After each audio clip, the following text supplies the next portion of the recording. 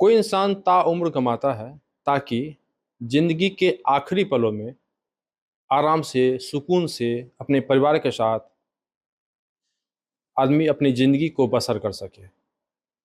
लेकिन कुछ ऐसे मामले होते हैं जब वो पल काफ़ी घातक हो जाते हैं। दरअसल मैं बात कर रहा हूँ एक ऐसे परिवार की जो आज उस घर में मातम पसरा है। मातम पसरने के पीछे का कारण यह है कि इस घर में एक मौत हुई है और इससे भी ज़्यादा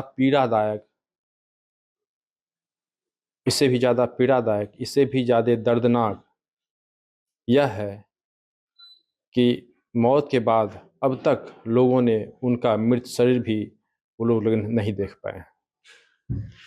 मौत अपने ज़मीन पे नहीं हुई। कोई भी इंसान चाहता है कि जब मेरी मौत हो, जब आखिरी पल हो मेरा, तो मेरी अपनी ज़मीन जो मेरी मातृभूमि है वहाँ हो। लेकिन अगर वो ज़मीन भी मैसर ना हो तो काफ़ी दर्द होता है। नमस्कार, आप देख रहे हैं अमर उजाला, मैं आपके साथ कृष्ण बल्लभ नारायण। मैं फ़िलहाल पटना में हूँ और एक ऐसे परिवार के साथ हूँ जहाँ हर परिवार के जितने भी लोग हैं उनके साथ दर्द है, गम है और कभी ना भूल पाने वाली एक टीस है।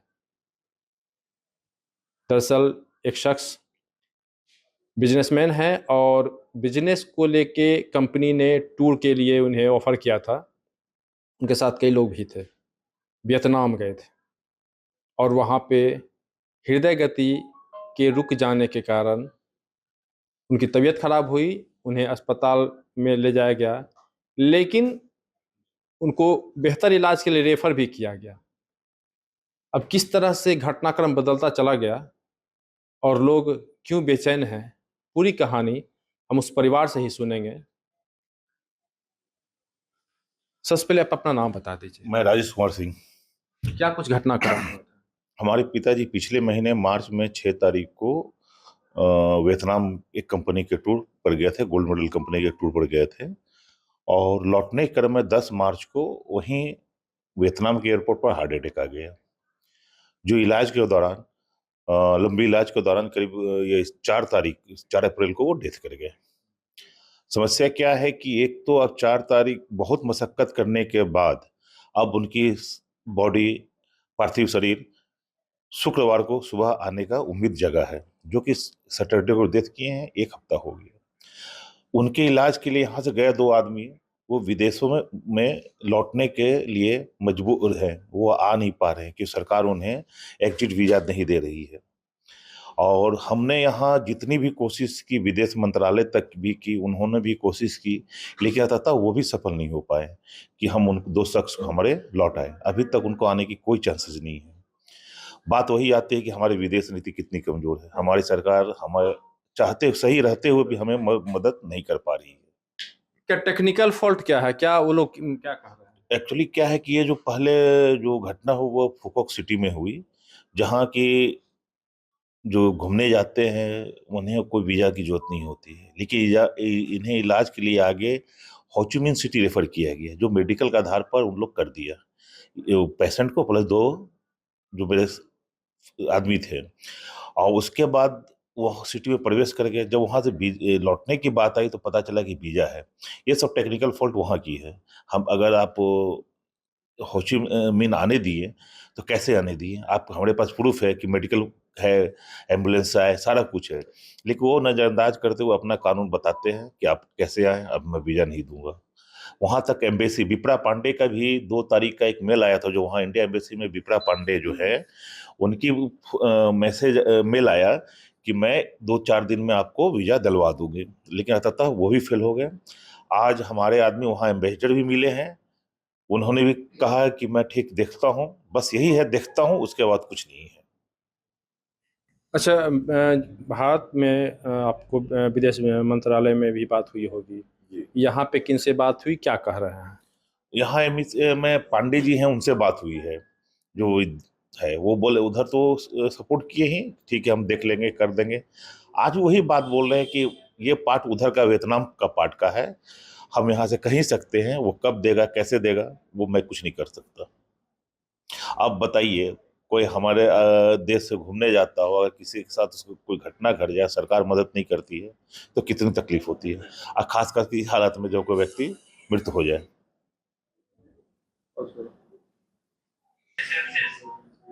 तकनीकी रूप से क्या परेशानी हो रही है? तकनीकी रूप से ये परेशानी हो रही है सर कि हमारे जो जो परिवार के अटेंडेंट वहाँ फंसे हुए हैं, उनको वीज़ा के लिए प्रॉब्लम किया जा रहा है। तो उनका वीज़ा इशू नहीं होने से कारण वो लोग रिटर्न नहीं आ पा रहे हैं। यही प्रॉब्लम है सब उनके यहाँ। अच्छा, पीएमओ को लेके भी कुछ किया है आप लोगों ने? पीएमओ की अभी हम लोगों ने ट्वीट किया है, लेकिन उधर से भी कोई जवाब हम लोग को नहीं मिला है।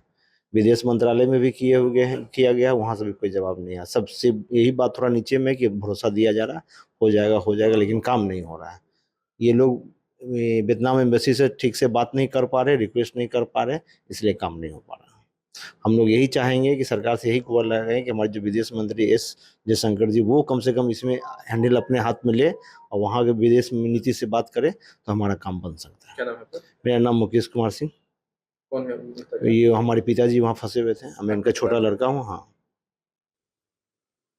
क्या कहेंगे सरकार से?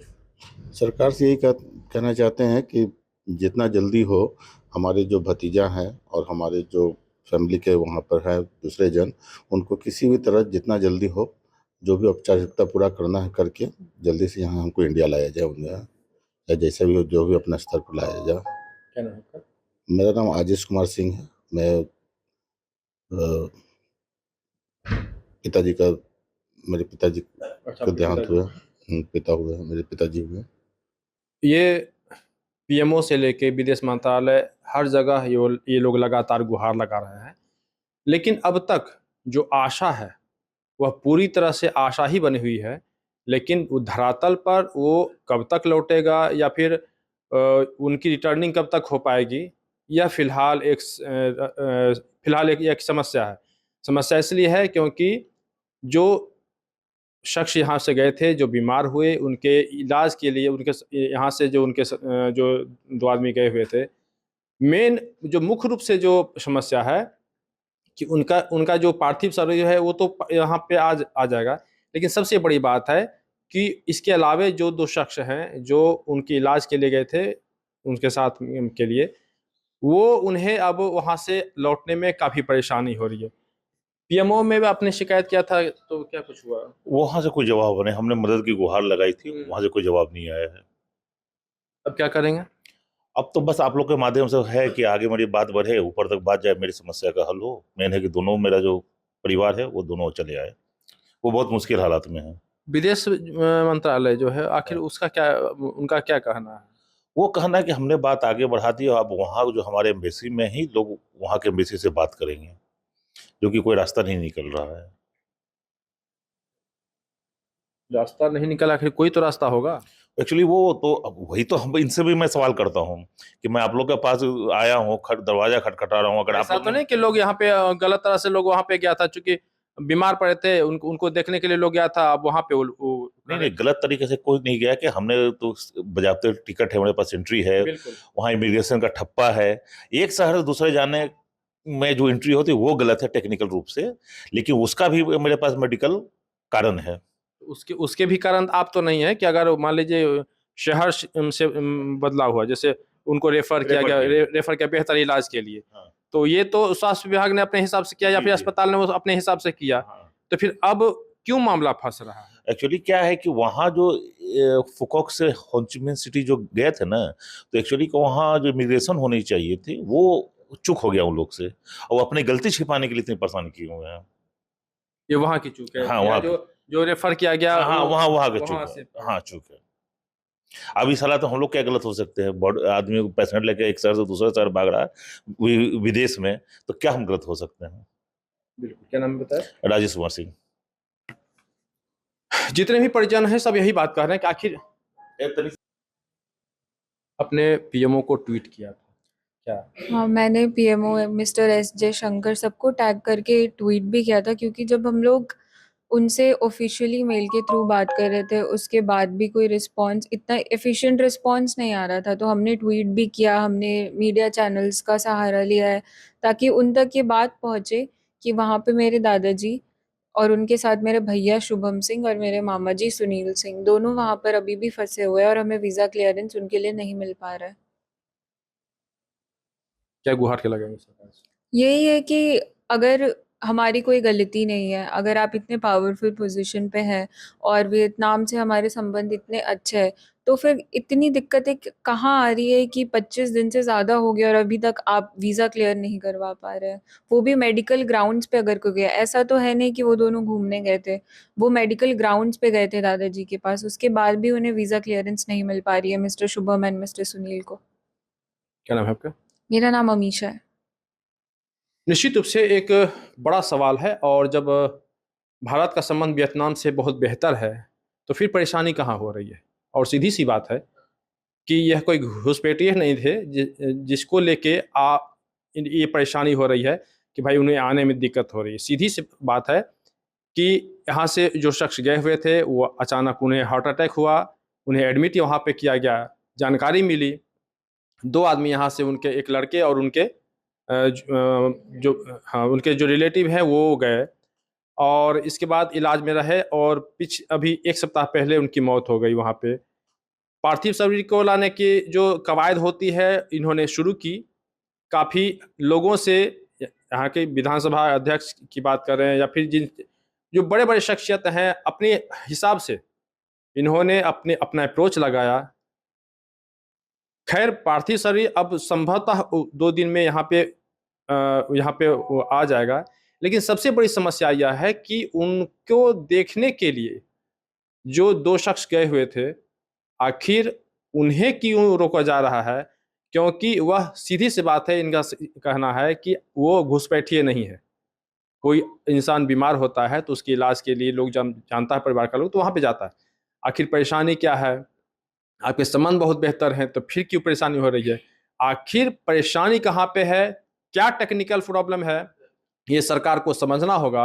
और अमर उजाला भी अपने तरफ से यह गुहार लगाता है कि आखिर परेशानी क्या है? सरकार इस परेशानी को समझे और इस परिवार की परेशानी को समझते हुए पार्थिव शरीर के साथ-साथ वो दोनों शख्स को भी भारत अपने घर वापस आने की पहल की जाए, ताकि जो यहाँ के जो लोग हैं, कम से कम उनका शांति से अंतिम संस्कार कर पाएँ।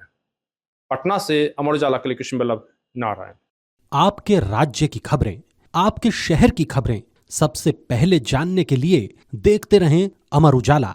चैनल को सब्सक्राइब जरूर कर लें और पाएं हर अपडेट।